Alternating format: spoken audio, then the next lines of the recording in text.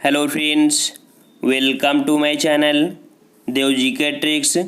Friends, आज की इस वीडियो में सामान्य अध्ययन का एक टेस्ट लगाएंगे और इस टेस्ट पेपर का नाम होगा मास्टर टेस्ट सीरीज। अब आपको मास्टर टेस्ट सीरीज के माध्यम से ये टेस्ट सीरीज मिलती रहेगी जब तक आपके एग्ज़ाम नहीं होते हैं। ठीक है फ्रेंड्स, और काफ़ी अच्छी आपको ये टेस्ट सीरीज लगेगी क्योंकि इसमें जो क्वेश्चन रखे गए हैं वो बिल्कुल सिलेक्टेड क्वेश्चन आपके रखे गए हैं। तो चलते हैं यहाँ पर स्टार्ट करते हैं। और अगर आपको अच्छा लगे तो वीडियो को लाइक भी करिए और आगामी जितने वीडियो हैं उनको पाने के लिए हमारे चैनल को सब्सक्राइब भी करिएगा। प्लेलिस्ट बना दी गई है, तो प्लेलिस्ट में जितने भी वीडियो अभी तक के पड़े हैं सभी वीडियो को धीरे धीरे करके वॉच भी कर सकते हैं। तो चलते हैं, आपका पहला क्वेश्चन आपसे कह रहा है यहाँ पर, भारत के पुरातत्व विभाग के जन्मदाता कौन है? तो भारतीय पुरातत्व विभाग के जन्मदाता आपके हो जाएंगे ऑप्शन सी, अलेक्जेंडर कनिंघम। ठीक है, अलेक्जेंडर कनिंघम। जबकि यहाँ पर पुरातत्व विभाग की जो नींव रखी थी वो आपके रखे थे वायसराय लॉर्ड कर्जन। समझ गए ना कि जो पुरातत्व विभाग का जो नींव रखी थी वो लॉर्ड कर्जन थे, लेकिन भारत में कौन थे? Alexander Cunningham. बात करते हैं दयाराम साहनी की। तो दयाराम साहनी ने क्या किया था? वर्ष 1921 में हड़प्पा सभ्यता की खोज किया था। वहीं पर जो आपके दिए हैं रखाल दास बनर्जी, अर्थात इन्होंने 1922 में मोहनजोदड़ो की खोज की थी। समझ गए ना। चलिए नेक्स्ट क्वेश्चन की ओर आते हैं। क्वेश्चन आपसे कह रहा है यहाँ पर कि बुद्ध के जीवन से संबंधित महत्वपूर्ण घटनाओं को उनसे संबंधित स्थलों का मिलान कीजिए। तो देखिए यहाँ पर बात आती है कि कौन आपका सही होगा। तो आपको थोड़ा सा इसको हमको ऐसे करना पड़ेगा। ठीक है, ये लीजिए, जैसे आपका टेस्ट पेपर होता है एग्जाम में वैसे आपको पैटर्न पर आधारित ये प्रश्न है। अब यहाँ पर देखिए इनका जन्म कहाँ हुआ था। ठीक है, जन्म कहाँ हुआ था? तो इनका जो जन्म हुआ था ये हुआ था 563 ईस्वी में कपिल वस्तु के समीप लुम्बिनी में, अर्थात जन्म का कहाँ पर आएगा आपका? बी नंबर, लुम्बिनी हो गया ना। बोध गया में वैशाख पूर्णिमा की रात को इनको ज्ञान की प्राप्ति हुआ था। कहाँ पर हुआ था? ज्ञान की प्राप्ति बोध गया में हुआ था। ठीक है, ज्ञान की प्राप्ति कहाँ हुई थी? बोध गया में हुआ था। ठीक है ना। और वाराणसी के सारनाथ स्थित जो कि ऋषि पत्तन है में उन्होंने प्रथम उपदेश दिया था, अर्थात यहाँ पर प्रथम उपदेश दिया था कहाँ पर? आपका सारनाथ में दिया था। ठीक है, और नेक्स्ट आपका दिया मृत्यु। तो मृत्यु हुई थी इनकी कुशीनगर में। गौतम बुद्ध का जो निधन हुआ था आपका हुआ था यहाँ पर कुशीनगर में, और मृत्यु को बोलते हैं महापरिनिर्वाण। ठीक है, तो इस प्रकार से अगर ऑप्शन देखा जाए तो आपका यहाँ पर आपका बी सही हो जाएगा। ठीक है ना।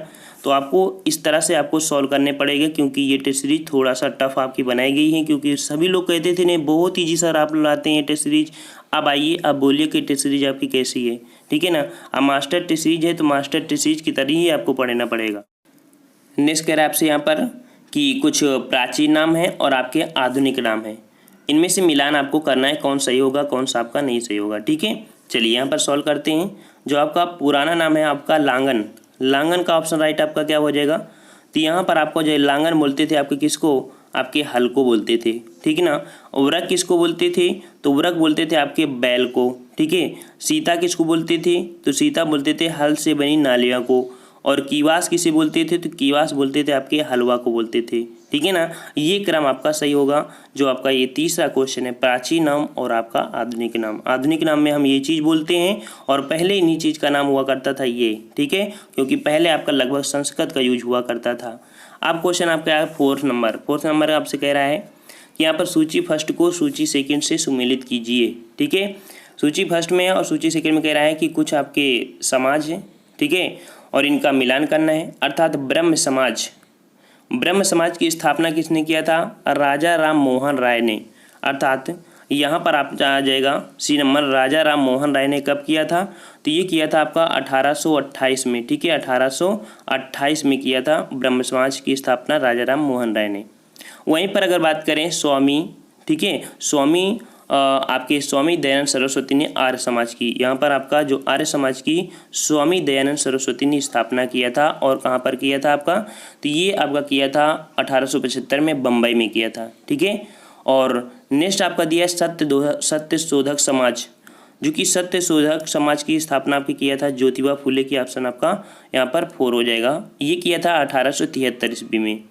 अब बात आती है प्रार्थना समाज। प्रार्थना समाज की स्थापना केशवानंद सेन की प्रेरणा से आत्मा राम पांडुरंग ने किया था, अर्थात इसका आपका हो जाएगा यहाँ पर, ठीक है, पांडुरंग ने किया था। और किसकी सहायता से या प्रेरणा से, तो आपके केशवानंद की उससे मतलब प्रेरणा से किया था और 1867 में किया था, ठीक है। तो ये आपका कुछ क्रम रहेगा इनका, ठीक है। चलिए नेक्स्ट क्वेश्चन आपसे कह रहा है कि निम्नलिखित में से किस राजवंश में महिलाओं ने उच्च प्रशासनिक पद प्राप्त किए थे। तो उच्च प्रशासनिक पद प्राप्त किए थे, यहाँ पर 5 का ऑप्शन राइट आपका कौन सा हो जाएगा, ए नंबर, चालुक्य, ठीक है। चालुक्य अर्थात कह सकते हैं कि चालुक्यों की शासनकाल में प्रायः महिलाओं को उच्च पदों पर नियुक्त किया जाता था। और विजयादित्य प्रथम के भाई चंद्रादित्य की रानी विजया भट्टारिका ने अपने नाम से 2 ताम्रपत्र लिखवाए थे और वह एक अच्छी कवयित्री भी थी, ठीक है। नेक्स्ट क्वेश्चन को आते हैं। क्वेश्चन आपसे कह रहा है कि निम्नलिखित में से कौन सा मंदिर ईंटों से निर्मित है, ठीक है, ईंटों से निर्मित कह रहा है। तो यहाँ से ईंटों से निर्मित आपका मंदिर हो जाएगा सिरपुर का लक्ष्मण मंदिर, ठीक है, सिरपुर का लक्ष्मण मंदिर। ये पड़ता कहाँ है, तो सिरपुर का ऐतिहासिक लक्ष्मण मंदिर आपका छत्तीसगढ़ राज्य के महासमुंद जिले में स्थित है और यह रायपुर से 35 किलोमीटर दूर स्थित है। और इसकी खोज 1872 ईस्वी में लॉर्ड कनिंघम द्वारा की गई थी। और सुंदर ईंटों से निर्मित 7वीं सदी का यह लक्ष्मण मंदिर भगवान विष्णु को समर्पित है, अर्थात ये जो मंदिर है लक्ष्मण मंदिर नाम है, ये भगवान विष्णु को समर्पित है, ठीक है।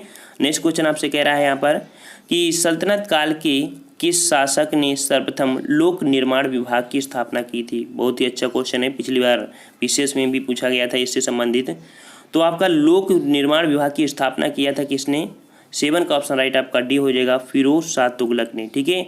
ये आपका शासनकालीन अर्थात सल्तनत कालीन शासक फिरोज शाह तुगलक ने सर्वप्रथम लोक निर्माण विभाग की स्थापना की थी, जिसमें से कह सकते हैं फिरोज शाह द्वारा बसाए गए नगरों में से प्रमुख थे जौनपुर, हिसार, फिरोजपुर, फतेहाबाद, फिरोजाबाद, ठीक है। और फरिश्ता के अनुसार देखा जाए तो फिरोज शाह ने 100 अस्पताल, 150 पुल, 100 सराय, 200 नगर, 40 मस्जिदें, 30 विद्यालय आदि का निर्माण कराया था। इसलिए यहाँ पर कहा जाता है कि लोक निर्माण विभाग की स्थापना फिरोज शाह तुगलक के शासनकाल में हुई थी, ठीक है।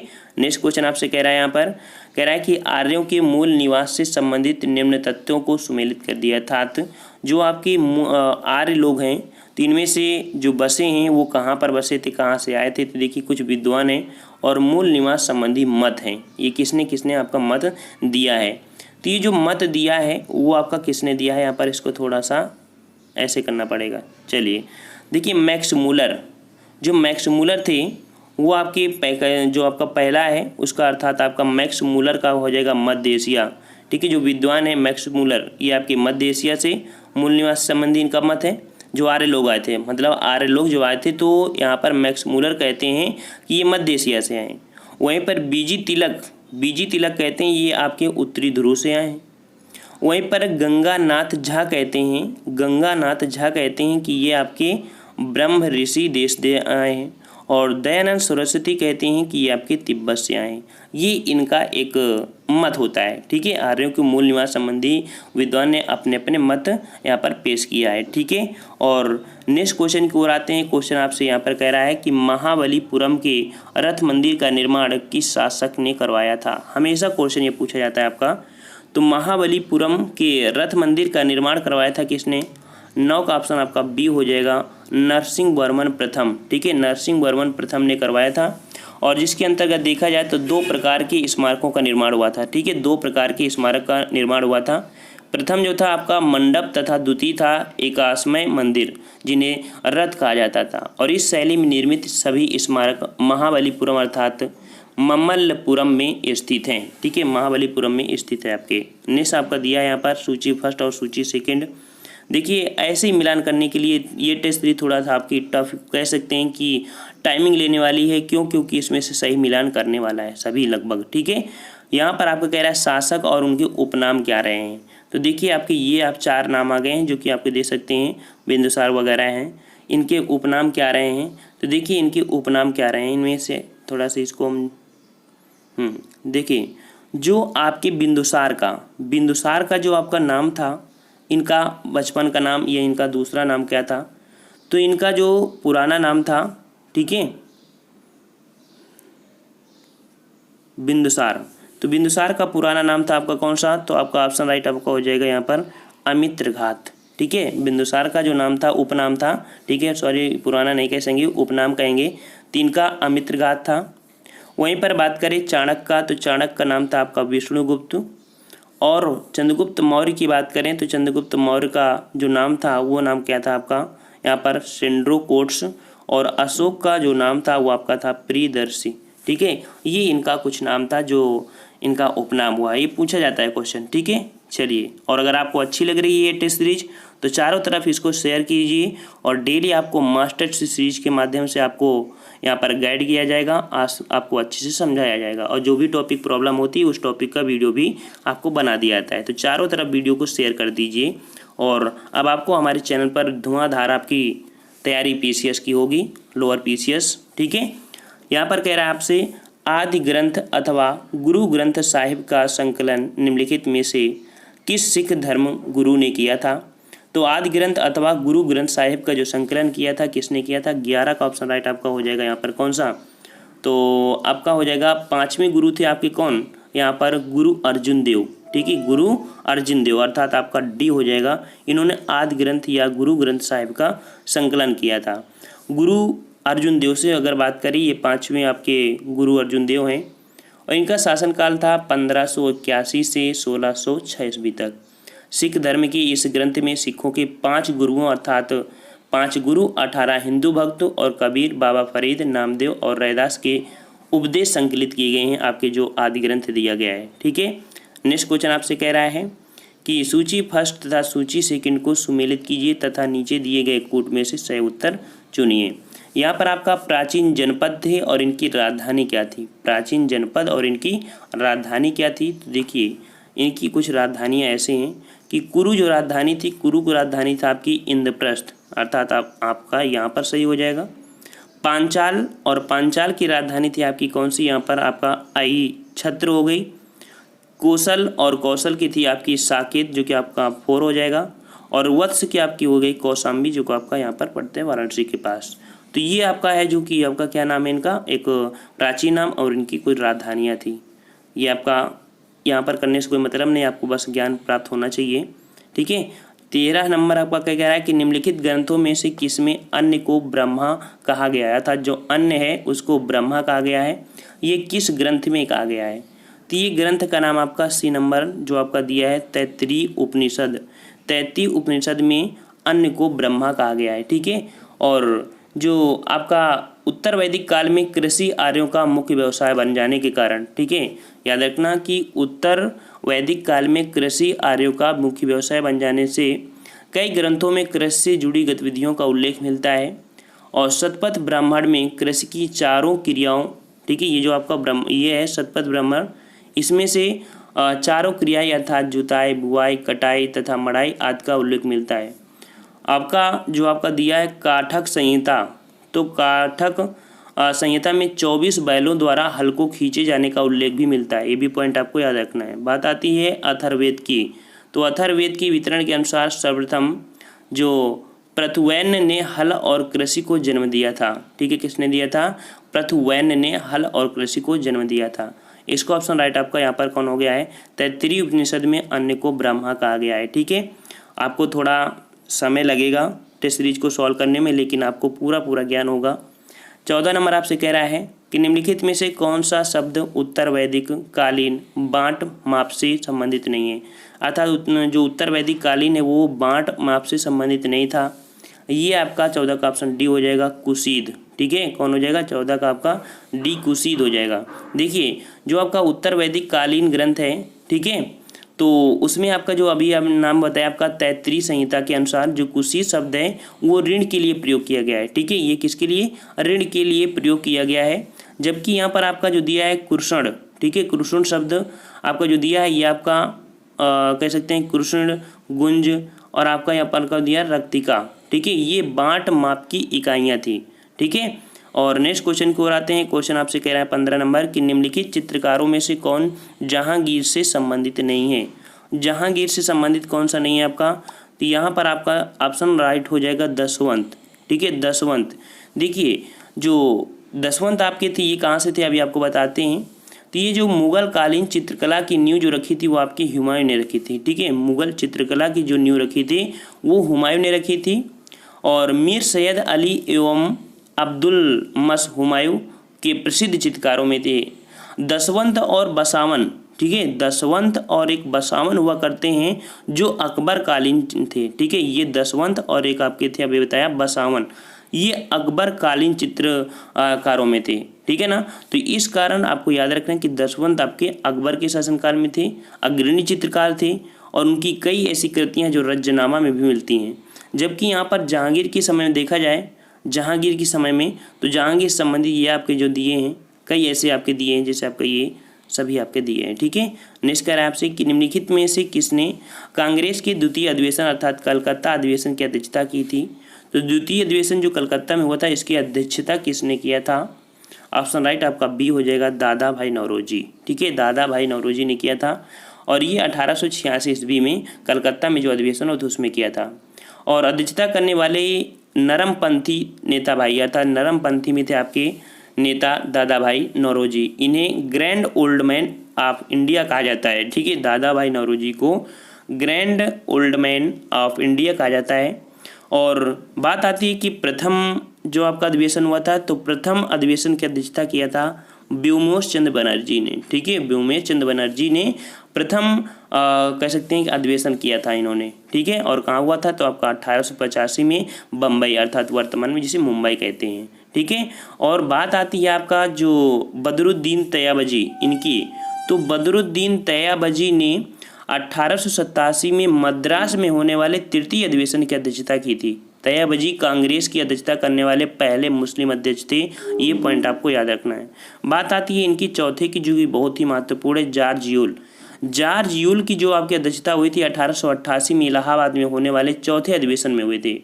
और जॉर्ज यूल प्रथम अंग्रेज थे जिन्होंने कांग्रेस की अध्यक्षता की थी। ठीक है, प्रथम अंग्रेज थे जिन्होंने कांग्रेस की प्रथम अध्यक्षता की थी, ये भी पॉइंट आपको याद रखना है।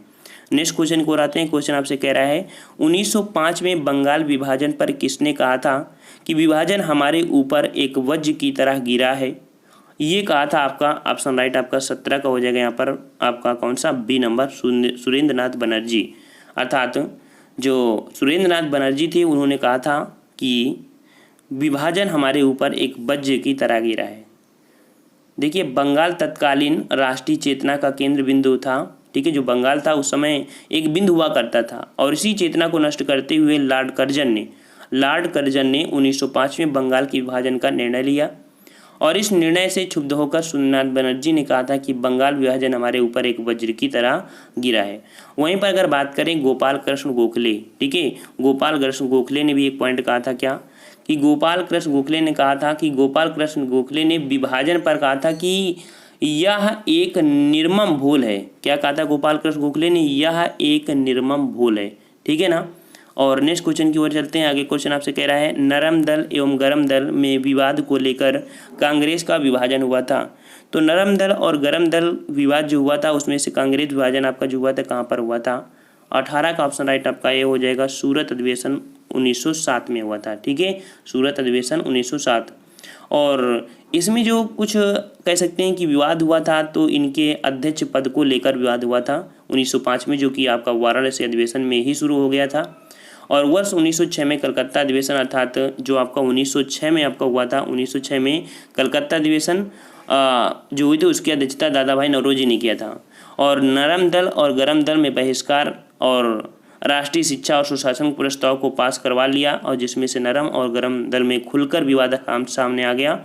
और 1907 में सूरत अधिवेशन में अध्यक्ष पद को लेकर विवाद और गहराने पर कांग्रेस का विभाजन हो गया। समझ गए ना, मतलब ये जो प्रक्रिया हुई थी 1905 से स्टार्ट हो गई थी, 1905 में, 1906 में और 7 में पूर्णतः आपका पूरी तरीके से ऐसे आपका हो गया। ठीक है ना, और नेक्स्ट क्वेश्चन को आते हैं। क्वेश्चन आपसे कह रहा है कि निम्नलिखित में से किस विद्वान ने कहा कि 1857 का स्वतंत्रता संघर्ष धर्मांधों का इकाइयों के विरुद्ध युद्ध है। अर्थात धर्मांधों का ईसाइयों के विरुद्ध युद्ध है। ठीक है, ये क्वेश्चन आपका धर्मांधों का ईसाइयों के विरुद्ध ये युद्ध है।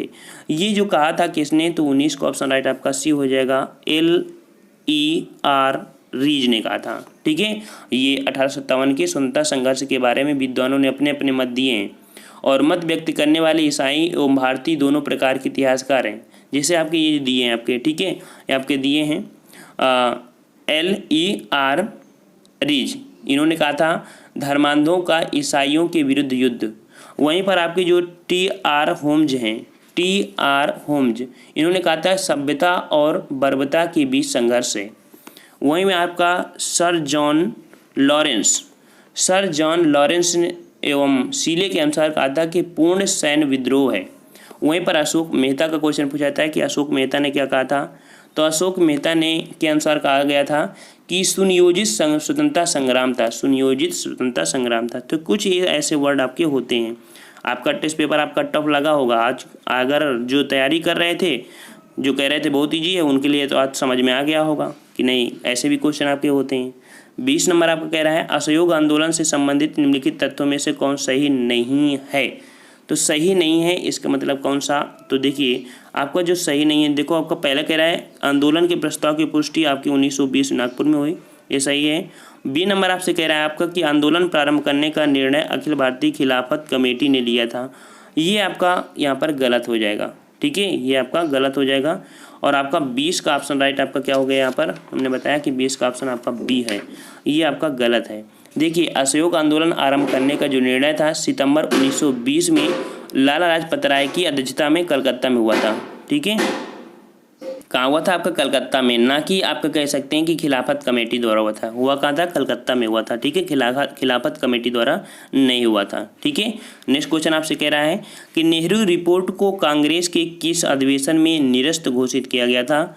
तो नेहरू रिपोर्ट जो कि कांग्रेस के किस अधिवेशन में निरस्त किया गया था, 21 का ऑप्शन राइट आपका यहाँ पर हो जाएगा बी नंबर, अर्थात आपका लाहौर अधिवेशन 1929 में किया गया था। ठीक है, 1929 में कांग्रेस का लाहौर अधिवेशन हुआ था, जिसमें से कह सकते हैं कि पंडित जवाहरलाल नेहरू की अध्यक्षता में ही इसी अधिवेशन में नेहरू रिपोर्ट, जिसमें से डोमिनियन स्टेट की बात की गई थी और इसे निरस्त घोषित कर दिया गया था। ठीक है, नेक्स्ट कर आपसे 22 नंबर कि निम्नलिखित में से किसने प्रथम गोलमेज सम्मेलन में भाग नहीं लिया था।